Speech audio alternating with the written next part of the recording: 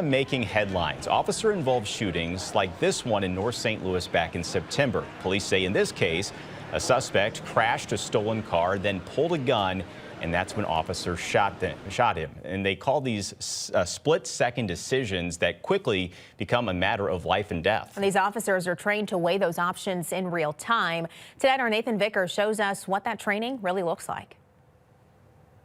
A call for help with potentially deadly consequences. We have individuals who are under emotional crisis. These are the situations officers like Kevin Moran prepare to face. We're going to equip you with our handgun and our taser. Today, they took me through an immersive simulator that trains split-second decisions. The language you use dictates my responses. Treat it as realistic as you think you can. In the first exercise, a man with a knife threatened suicide.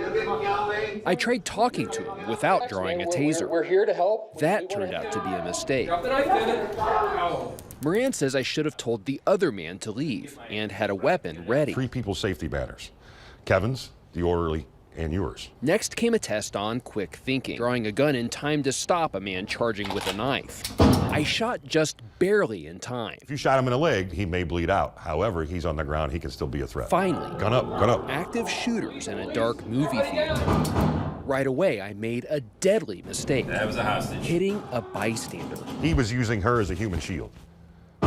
So now she's down. I did take out the first shooter, then followed the other suspect through the building and out the back. Drop the weapon. I fired again as he raised his gun, but in the end, their accomplice caught me off guard. You underestimated the getaway driver. Moran was nice about it. You made great judgment calls. Shifting perspectives is the point of the exercise. Really want them to understand what it's like to have to make that decision. Split-second decisions that can mean life or death. And it's not just training people how to shoot. It's training people when to shoot, and more importantly, when not to shoot. And Nathan joining us here at the desk to talk about this experience. I'm sweating just watching you have to make those decisions there. They're very nerve-wracking. So what did it feel like for you to have to make those split-second decisions? It is intense. My palms are sweating again just watching it. You know, early on, I made that decision not to draw my weapon, and in real life, that would have cost a bystander their life. And then later on, I reacted too quickly and accidentally shot a hostage. So both of those were examples of the kind of power and responsibility that officers have when they're making those split-second decisions in those life or death situations. Certainly an interesting perspective that you got to go through. All right.